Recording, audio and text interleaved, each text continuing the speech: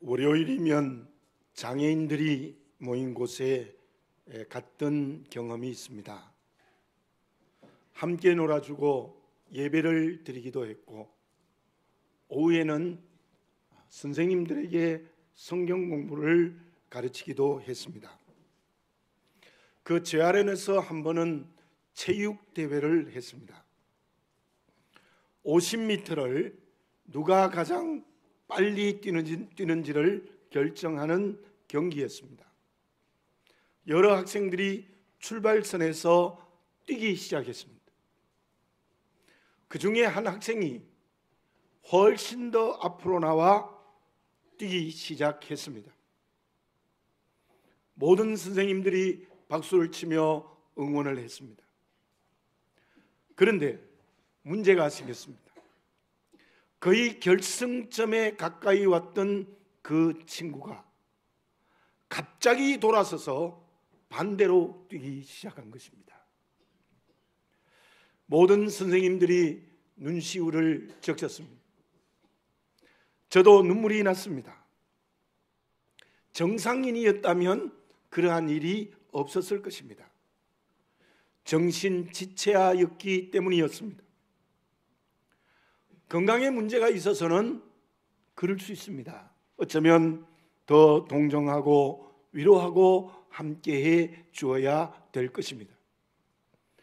그런데 정상인 가운데서도 인생의 삶을 그렇게 살아가는 사람들이 있습니다. 믿음으로 사는 저와 여러분들은 어떻게 살아야 합니까? 믿음의 공동체인 우리 교회는 어떻게 이루어져야 되겠습니까? 원래 우리 교회의 표가 성령으로 날마다 전진하는 교회입니다. 그러한 교회가 되기 위해서 가장 먼저 있어야 할 것이 무엇입니까? 본문의 말씀은 이스라엘 백성들의 광야의 행진을 기록하고 있습니다. 어디로 가고 있습니까? 그들의 행진의 목적이 분명합니다. 가나안으로 가고 있습니다. 목적지는 가나안이고, 그리고 그 가나안이라는 목적을 향하여 그들은 앞으로 나아가고 있습니다. 우리 교회의 원래의 목적지는 어디여야 되겠습니까? 역시 가나안이어야 합니다. 그 가나안을 향해서 전진해야 됩니다. 앞에서 말씀드린 정신지체아처럼 가다가 다른 방향으로 돌아서면 안 됩니다. 하나님이 약속하신 가나안을 향하여 가야 되는 것입니다. 힘들어도 가야 합니다. 어려운 일이 있어도 가야 합니다. 사단이 온갖 방법으로 방해를 해도 우리는 묵묵히 그 방향으로 가야 합니다. 그렇다면 그 가나안이 오늘 저와 여러분들에게 무엇입니까? 일반적으로 가나안을 우리가 어떻게 이해하고 있습니까? 천국이라고 생각합니다. 물론 그렇게 해석할 수 있습니다. 애굽에 있었던 것은 우리가 믿지 않을 때의 상황, 유월절 어린 양의 피로 출애굽한 것은 주님의 십자가의 은혜로 구원받은 것, 요단강을 건넌 홍해를 건넌 것은 세례받은 것, 그리고 광야의 행진은 우리의 인생의 삶, 그 요단강 건너 가나안 땅 갔다는 것은 천국이라고 구원론적으로 설명을 합니다. 물론 그렇게 해석할 수는 있습니다. 그러나 그렇지만은 않습니다. 왜냐하면 천국에 우상이 있습니까? 천국에 정복해야 될 것이 있습니까? 없습니다. 천국은 우리의 완벽한 고향입니다. 새하늘과 새 땅에서 영원히 살아갈 곳이 천국입니다. 그곳에 우상이 있을 리가 없고, 그곳이 정복해야 될 것이 있을 턱이 없습니다. 그러므로 우리는 가나안을 정복해야 됩니다. 우리의 가나안의 우상을 제거해야 합니다. 하나님이 주인 되신 나라를 세워야 되는 것입니다. 그 가나안이 오늘 저와 여러분에게 무엇입니까? 가족 중에 믿지 않는 가족일 수 있습니다. 직장과 사업에 믿지 않는 문화와 구원받지 못한 사람일 수 있습니다. 세상 사람들과의 만남의 자리일 수도 있습니다. 대한민국 이 나라일 수도 있습니다. 북한일 수도 있습니다. 특히 우리 교회에서는 베트남이 가나안입니다. 우리는 원래 그 가나안을 정복하기 위하여 전진해야 합니다. 언제 해야 합니까? 하다가 안 하면 되겠습니까? 또 안 하다가 하면 되겠습니까? 뒤로 물러가면 되겠습니까? 안 됩니다. 매순 날마다 전진해야 됩니다. 빌립보서 3장 14절에서 바울이 이렇게 고백하고 있습니다.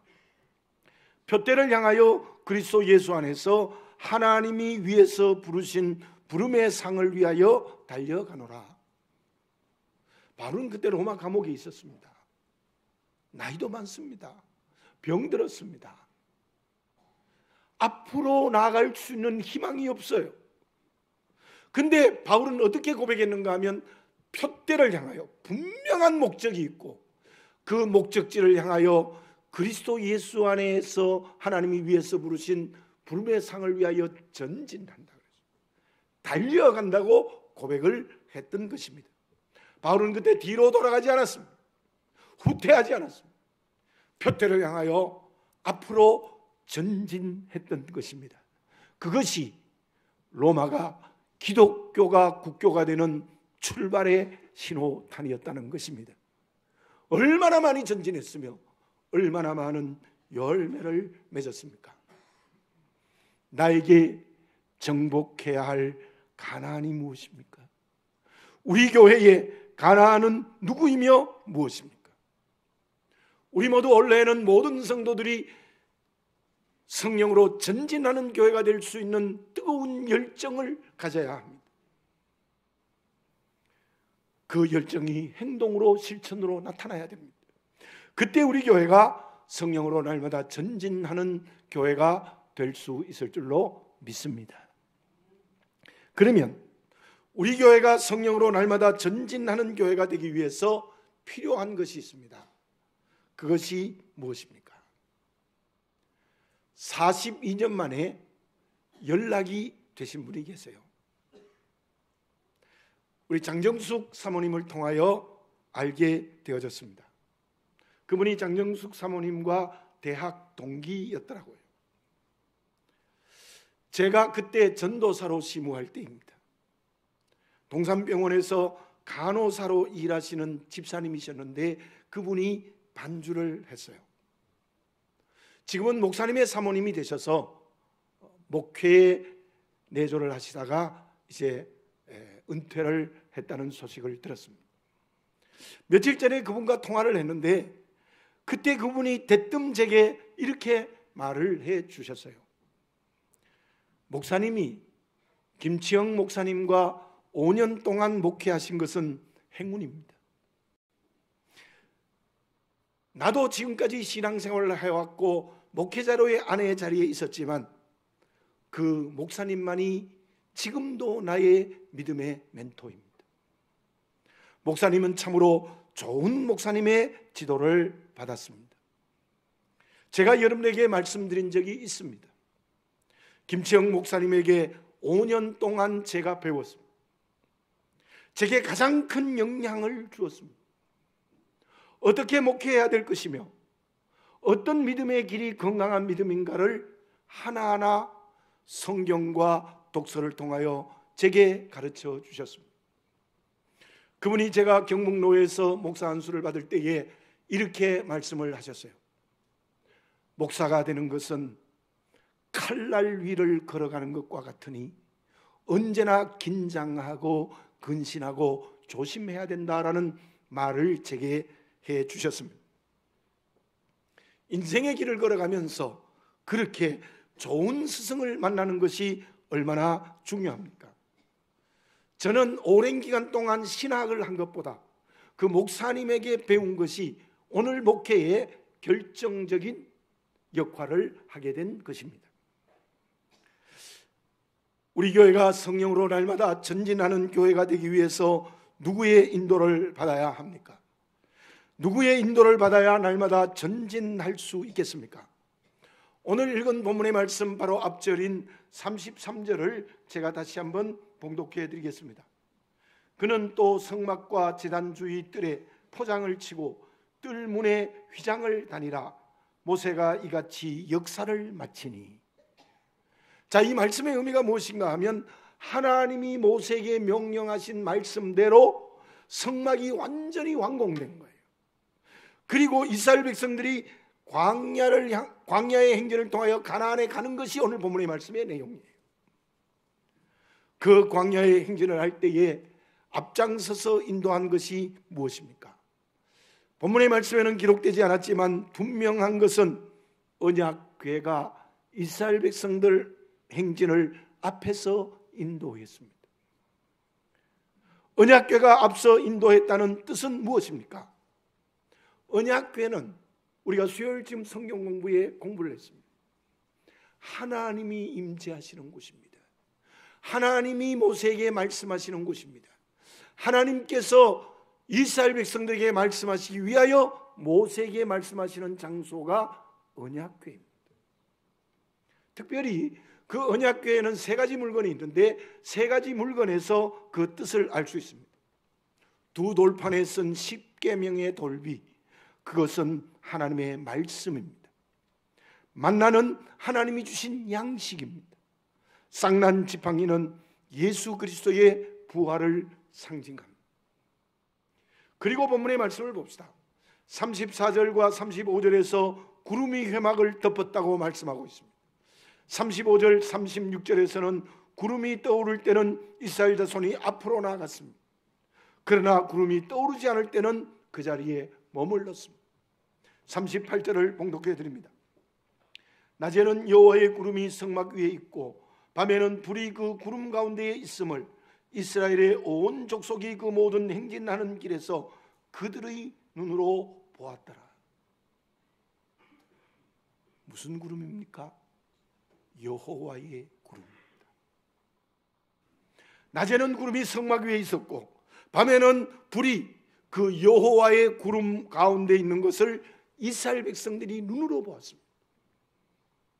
구름이 무엇입니까? 여호와의 구름이 무엇입니까? 그것은 오늘 우리에게 말하면 성령이십니다. 성령이 이스라엘 백성들의 광야의 행진을 인도하셨다는 것입니다. 이스라엘 백성들의 가나안을 향한 행진에서 무엇을 볼 수 있습니까? 오늘 우리에게로 해석하면 성부, 성자, 성령 삼위 하나님이 인도하셨다는 거예요.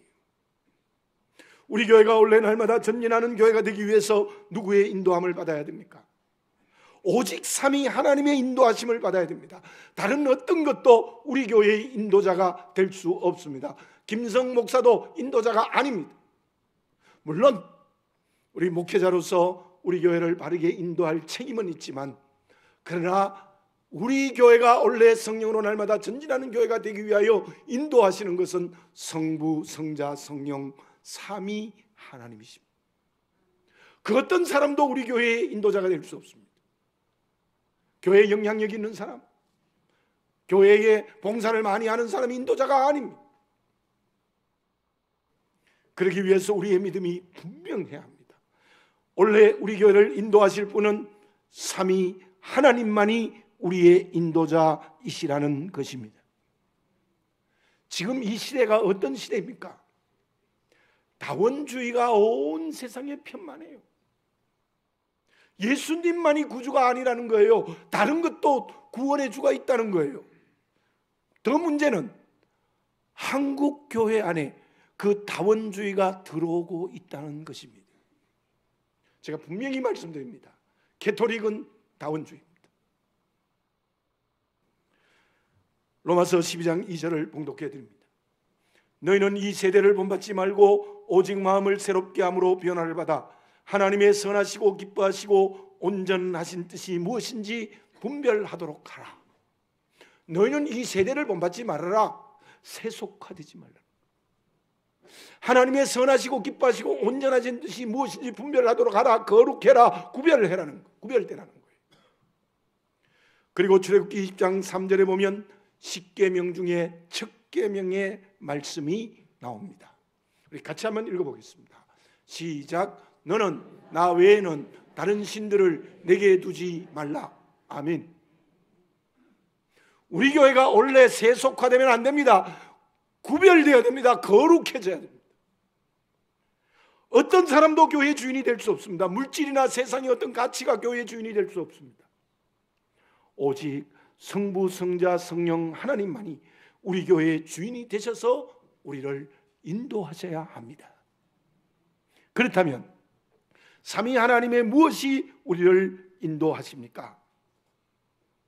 돌비, 십계명이 적힌 두 돌판은 하나님의 말씀이지요.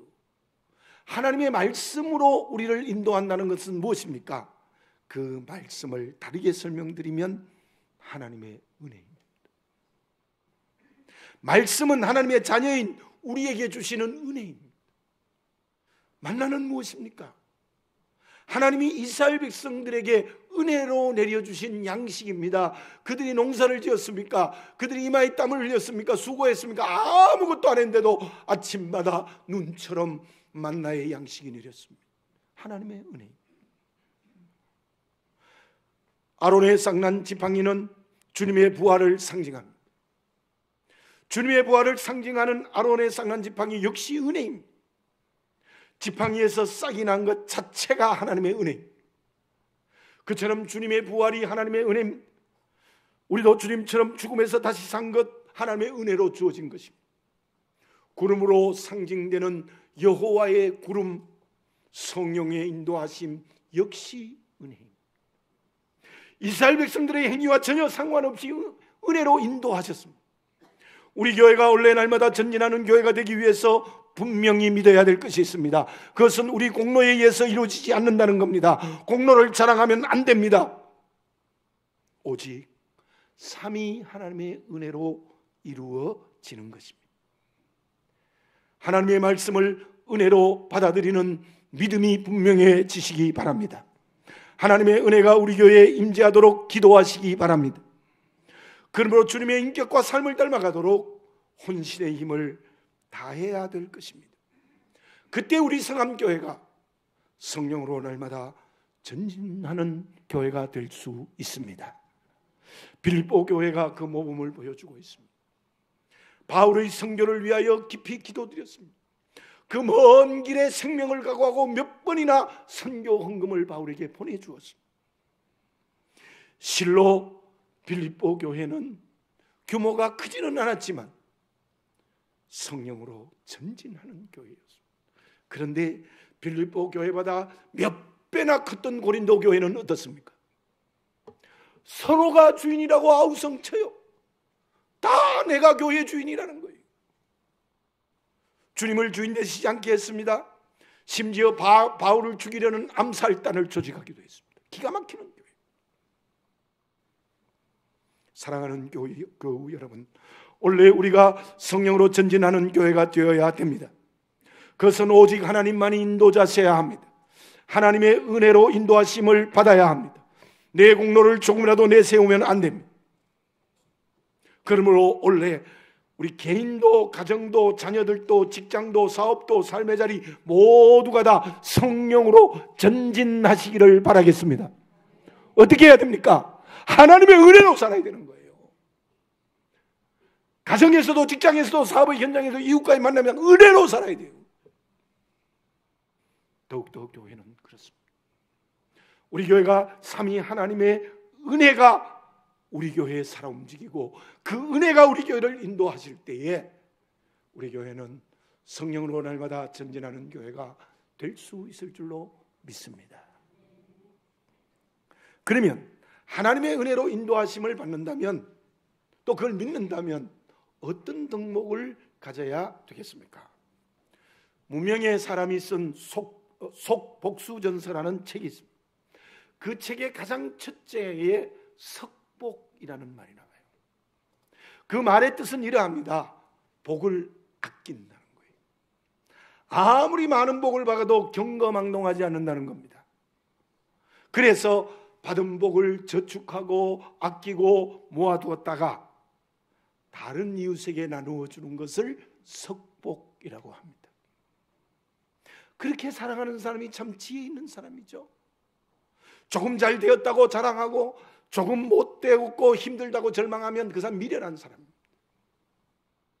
하나님의 은혜로 인도하심을 받는 교회가 되기 위해서 우리는 어떤 덕목을 가져야 됩니까? 저 말 그대로 석복입니다. 받은 하나님의 은혜를 나누어야 되는 것입니다. 받은 하나님의 은혜를 세상과 이웃에게 나누어 줘야 됩니다. 그렇게 되기 위해서 어떤 사람이 되어야 합니까? 그 사람은 하나님의 은혜 앞에서 감사하는 사람입니다. 왜 나누지 못합니까? 원망하는 사람은 절대로 나눌 수가 없습니다. 감사하는 사람이 나누는 거예요. 감사하는 사람이 되어야, 감사하는 교회 공동체가 되어야 성령으로 전진하게 될 줄로 믿습니다. 감사하는 개인과 교회가 될 때에 성령으로 날마다 전진하는 역사가 일어날 줄 믿습니다. 하나님을 원망하는 사람은 퇴보합니다. 하나님을 원망하는 교회는 후퇴할 수밖에 없습니다. 그리고 결코 나누지 않습니다. 민수기 16장 17장에 앞에서 말씀드린 아론의 쌍난 지팡이에 대한 내용이 나옵니다. 고라와 다단과 아비람이 족장들 250명과 연합하여 모세와 아론을 대적합니다. 왜 모세와 아론이 우리의 지도자냐, 우리의 왕이냐? 아니다. 총회의 결정을 따라가자. 여러 사람이 민주적으로 모여서 결정한 회의를 따라가자. 이렇게 백성을 들추겼습니다. 그때 하나님의 심판으로 땅이 갈라져서 고라의 일당이 땅 속에 삼켜서 죽음을 당합니다. 모세와 아론을 원망하던 14,700명의 백성들이 연병으로 죽게 되는 것입니다. 그때 백성들이 모세와 아론을 죽였다고 또다시 모세와 아론을 원망했어요. 그때 모세가 그 원망하는 이스라엘 백성들에게 보여진 사건이 쌍난 지팡이. 이스라엘 족장들의 지팡이를 다 가져오게 했습니다. 그리고는 그 지팡이 위에 족장의 이름을 적었습니다. 그리고 지성소의 증거궤 앞에 그 지팡이들을 두었습니다. 그 이튿날 모세가 그 지팡이들을 가져오게 했어요. 여러 지팡이 중에 아론의 지팡이만이 싹이 나고 꽃이 피고 살구 열매를 맺었습니다. 그 사건은 이스라엘 백성들에게 원망을 그치게 하는 것이었습니다. 증거궤 안에 두는 이유도 이스라엘 백성들이 하나님과 지도자들을 원망하지 않게 하는 하나님의 뜻이 있었습니다. 원망하지 않는 것의 적적이지 무엇입니까? 감사입니다. 우리 교회는 이 한 해 동안 어떤 경우에도 하나님의 은혜에 감사합시다. 조금이라도 원망하지 맙시다. 이해할 수 없는 일이 있어도 말씀에 순종하고 감사합시다. 감사는 말로 해야 돼요. 우리나라 사람은 말로 잘 표현하지 않는데 말로 해요. 미국에 가보십시오. 영어 문화권에 가면은 전부 감사합니다가 넘쳐요. 땡큐 뭐 이런 많이 들었죠. 그리고요, 덴마크에 가도요, 어떤 소리가 제일 많이 들리는지 아세요? 탁, 탁, 탁 이런 소리가 들려요. 탁이 감사합니다. 말로도 감사해야 돼요. 말로 자꾸 감사해야 돼요. 그런데 말로 감사하는 것이 진정이라면 더 중요한 것은 감사가 삶이 되어야 됩니다. 감사가 삶이 되는 것이 구체적으로 무엇입니까? 먼저 교회의 모든 교우들이 그리스도의 한 몸이 되어야 해요. 왜 원망합니까? 사랑하지 않기 때문에 그래요. 나와 의견이 같지 않는 사람이 교회 성도 가운데 있을 수 있습니다. 좀 더 친하고 좀 더 친하지 않을 수는 있습니다. 그러나 우리는 그리스도의 십자가의 은혜로 영적 한 가족이 되었어요. 믿으십니까? 죄송합니다. 내 가족 중에 정말 끝까지 예수 믿지 않는 사람이 있다면 그 사람과 영원히 살 수 없습니다. 그러나 그리스도의 십자가의 은혜로 구원받은 성도들은 영원히 같이 삽니다. 새하늘과 새 땅에서 성부, 성자, 성령과 함께 영원히 같이 사는 거예요. 그런데 미워하고 시기하고 질투하고 정죄하면 되겠습니까? 서로 사랑해야 됩니다. 에베소서 4장 4절에서 몸이 하나라가 말씀하고 있습니다. 우리는 둘이 될 수 없습니다. 그리스도의 한 몸입니다. 그 한 몸의 사랑을 실천할 때 하나님의 은혜에 감사하는 그리스도인이 될 수 있습니다. 내가 받은 하나님의 사랑을 먼저 성도들과 나누어야 되는 것입니다. 둘째, 받은 은혜를 세상과 이웃에게 나누는 것입니다. 지금까지 앞에서 설명드린 내용이에요. 우리 앞에 있는 가나안을 정복하는 것입니다. 그것이 구제와 전도와 선교입니다. 가까운 이웃을 구제하고 전도해야 됩니다. 믿음의 모범을 보여야 됩니다. 땅끝까지 복음을 증거해야 됩니다. 특히 우리 교회는 베트남 선교의 마음을 모아야 합니다. 10번째 교회를 세울 것입니다. 김윤기 문유희 선교사님을 위하여 기도드리고 지원하고 그로 인하여 선교의 지경이 넓혀져야 될 것입니다. 바울과 실라가 빌립보에 복음 증거할 때 어떤 일로 빌립보 교회가 세워졌습니까? 귀신이 들린 여자가 점을 쳐서 주인이 돈 벌고 있었어요. 너무 바울이 보니까 불쌍해서 그 귀신을 예수 그리스도의 이름으로 쫓아내 줬습니다. 그랬더니 주인이 이제 돈을 못 벌게 되었으니까 39대 태장을 때리고는 지하 깊은 감옥에다가 쇠사슬에 묶여서 가두었습니다. 39대 태장은 여러분에게 설명드린 적이 있습니다. 가죽에다가 납을 박아서 등짝을 치는 겁니다. 살갗이 파여나옵니다. 아마 피투성이가 되었을 거예요. 한밤이면 얼마나 억울하고 아팠겠습니까? 그런데 바울과 실라는 한 마음이 되었어요. 그렇게 아픈데도 원망하지 않았어요. 그리고 무엇을 했습니까? 하나님 앞에 깊이 기도했습니다. 그리고 하나님께 찬양을 올렸습니다. 감사의 노래를 불렀습니다. 그랬더니 지진이 일어나서 쇠사슬이 다 풀리고 옥문이 열리는 역사가 일어났어요. 간수장이 이제 자결하려고 하니까 바울이 그를 붙들고 그 앞에 부복시켰습니다. 그리고 사도행전 16장 31절에 바울이 이렇게 말합니다. 이르되 주 예수를 믿으라. 그리하면 너와 내 집이 구원을 받으리라. 이 사건에서 빌립보 교회가 세워졌습니다. 고난의 상황에서 두 사람이 하나 되어 하나님께 감사의 노래를 불렀더니 교회가 세우는 역사가 일어났습니다. 그러나 에베소 교회는 어떻습니까? 처음 사랑을 잃어버렸다는 게 무엇입니까? 하나님의 은혜에 대한 감사를 잃어버렸어요. 서로 사랑하지 않았어요. 사랑이 식어져 버렸습니다. 그것이 교회가 없어지는 원인이었습니다. 여러분, 우리가 정말 성도가 한 몸 되어 열심히 받은 은혜를 나누면 교회가 세워지는 역사가 일어날 줄 믿습니다. 그렇지 않으면 교회를 없애버리는 하나님의 심판이 있을 것입니다. 감사의 말을 합시다. 감사의 행동을 합시다. 성도들이 서로 한 몸 되는 사랑을 실천해야 됩니다. 가까이에서 멀리까지 구제하고 전도하는 일에 열정으로 순종합시다. 그때 하나님께서 우리 교회를 성령으로 전진하는 교회가 되게 하실 것입니다. 그러면 성령으로 전진하는 교회가 되면 어떤 결과가 주어집니까? 34절과 35절에서 이렇게 말씀하고 있습니다. 구름이 회막에 덮이고 여호와의 영광이 성막에 충만하매 모세가 회막에 들어갈 수 없었으니 이는 구름이 회막 위에 덮이고 여호와의 영광이 성막에 충만함이었으며. 구름이 회막 위에 덮이니 여호와의 영광이 성막에 충만했습니다. 그 하나님의 영광 때문에 모세가 회막에 들어갈 수 없을 정도였습니다. 그러한 역사가 원래 우리 교회에 있어야 되겠습니다. 우리 교회가 성령으로 전진하는 교회가 되면 여호와의 영광이 우리 교회에 충만히 임재하는 역사가 일어날 줄 믿습니다. 우리 교회를 하나님의 영광으로 덮을 것입니다. 그보다 더 큰 축복이 어디에 있겠습니까?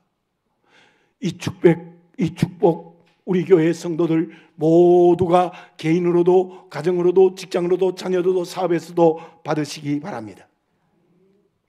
어떤 사람이 이런 말을 했습니다. 지지 않는다는 것은 반드시 이기는 것이 아니다.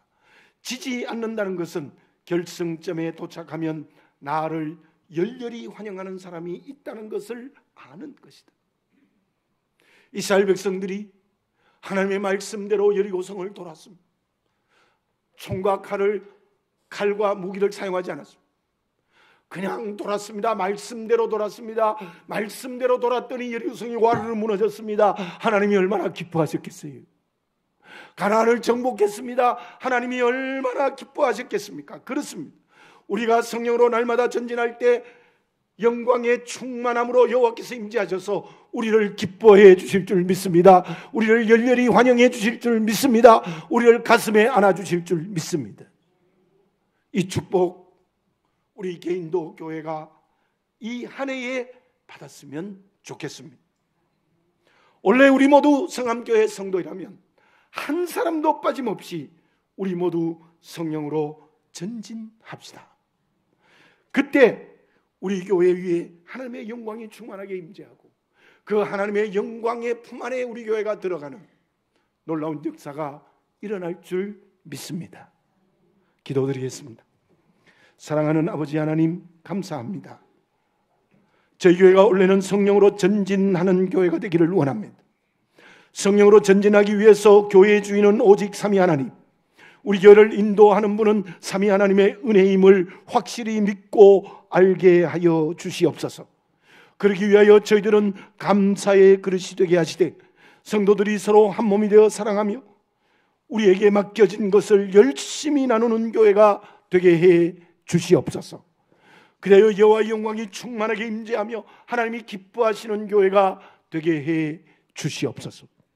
한 사람도 구경꾼이 없이 우리 모두가 다 우리 성함교회가 이에 성령으로 날마다 전진하는 교회가 될 수 있도록 수고하고 기도드리고 열심을 낼 수 있는 저희들 되게 해 주시옵소서.